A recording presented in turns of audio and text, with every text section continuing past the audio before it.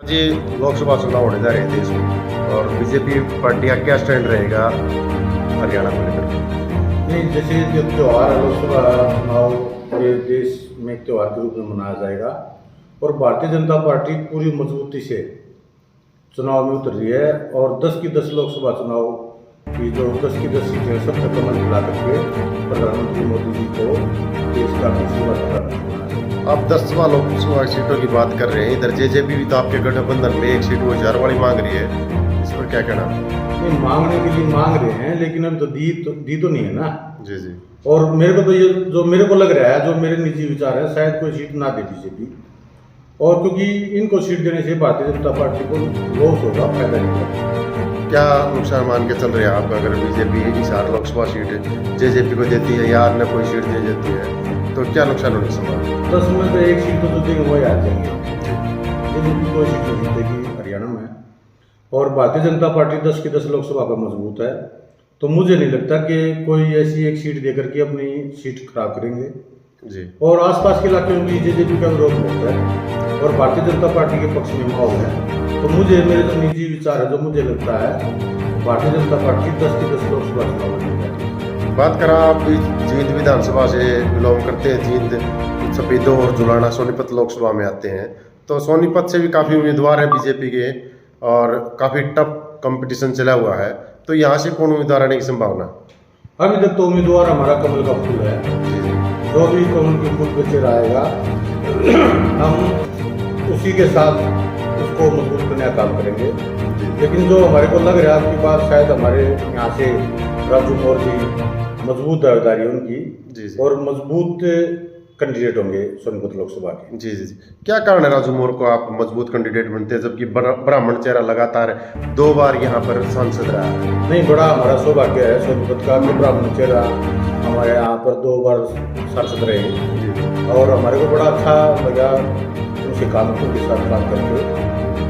और ब्राह्मण चेहरा तो ब्राह्मण और जाट की ये बात नहीं है, ब्राह्मण चेहरा हमारे पास सांसद साहब थे जी जी। रमेश को शिक्षी, बड़े सज्जन आदमी है, ऐसी बात नहीं है। जी जी जी। और भी जो ब्राह्मण चेहरे हैं बहुत अच्छे इंसान हैं जी जी। और अगर कमल का फूल उनको देकर के पार्टी भेजेगी तो हम उनके साथ हैं। और राजू मोर जी जींद एरिया में एक अच्छी छवि के नेता है, सोनीपत लोकसभा में इतना अच्छा छवि का नेता शायद ही कोई होगा, ये मेरे निजी विचार है। हमने कई बार देखा उनसे मिलकर, मैं अभी कुछ समय पहले ही राजू मोर जी से मिला था। जब भी हम जाते हैं या कोई भी आदमी जाओ तो सबके काम आते हैं, ऐसी बात नहीं है, बड़ा अच्छा व्यवहार है उनका। नेताजी, बीजेपी के कद्दावर नेता बांगर की धरती से आपकी पार्टी को अलविदा कह गए और कांग्रेस का दामन थाम लिया, क्या लोकसभा चुनाव में हिसार और सोनीपत लोकसभा चुनाव में कुछ फर्क पड़ेगा?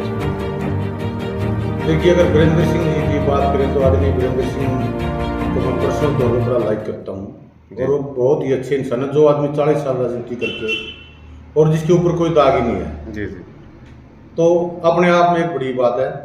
और उनके जाने से या किसी भी कार्यकर्ता के जाने से पार्टी को एक नुकसान तो होता है। लेकिन आज भारतीय जनता पार्टी अगर आप इतना ऊंचा है, एक राजनीतिक लेवल पर पॉलिटिक्स बात पे या चुनावी राजनीति पर जाएंगे, तो मुझे नहीं लगता वीरेंद्र सिंह के जाने से कोई बहुत भारी नुकसान भारतीय जनता पार्टी को उठाना पड़ेगा। आजकल चर्चाओं का बाजार गर्म है कि वीरेंद्र सिंह के लड़के सोनीपत लोकसभा से चुनाव लड़ने जा रहे हैं, तो एक और जाट नेता चुनाव मैदान में आ जाए, दूसरी तरफ आप करेंगी राजू मोर की चुनाव मैदान में आ रहे हैं। नहीं, यहाँ जाट की कोई बात नहीं है, मेरे को तो नहीं लगता ऐसा कुछ है। कमल का फूल और कांग्रेस का दो चीज़ों की लड़ाई है और फूल आज भी बड़ा अच्छा खिल रहा है और फूल में लोगों को एक बात दिखाई दे रही है। देश का जो नेतृत्व विदेशों में हुआ है प्रधानमंत्री मोदी जी के नेतृत्व में, वो अपने आप में एक सराहनीय है और हमारे को गौरव महसूस करता है अपने आप को, इसलिए मेरे को नहीं लगता कमल का और आपका कोई मुकाबला होगा। बात की जाए रोहतक लोकसभा की, यहाँ भी बाबा बालकनाथ का नाम चला हुआ है, क्या जो अरविंद शर्मा सांसद को टिकट करते हैं?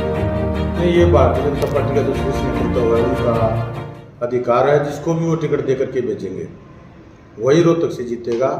पिछली बार शायद 7,7400 से कुछ दीपेंद्र हुड्डा जी हार गए थे, इस बार मेरे को लगता है 1,07,000 दीपेंद्र हुड्डा की हार निश्चित है, कहने मतलब बिल्कुल निश्चित। तो क्या कारण मानते दीपेंद्र हुड्डा की हार का? नहीं, दीपेंद्र हुड्डा जी बड़े अच्छे इंसान है, ऐसी बात नहीं, लेकिन भारतीय जनता पार्टी के काम और मोदी जी की गारंटी, लोगों को इस पर बहुत पूर्ण विश्वास है और जो हमारे कार्य किए हैं मनोहर लाल जी ने, जो जितने अच्छे हरियाणा में विकास किया है, मोदी जी ने देश में जो विकास किया है, उस गारंटी के ऊपर लोग भारतीय जनता पार्टी को वोट देने जा रहे हैं। ये ऐसा नहीं कि कोई आदमी खराब है वो हार गया है, एक आदमी बहुत ज़्यादा अच्छा कर रहा है इसलिए वो जीत रहा है। बात करें, आप कह रहे कि दावा करें कि 10 की 10 लोकसभा सीटें जीतेंगे, फिर देरी क्यों की जा रही है टिकट वितरण को लेकर? नहीं, टिकट वितरण में देरी कहाँ, भारतीय जनता पार्टी ने 195 सीटों पर अपने कैंडिडेट काफ़ी पहले उतार दिए हैं। पूरे देश का एक समीकरण बनाना होता है।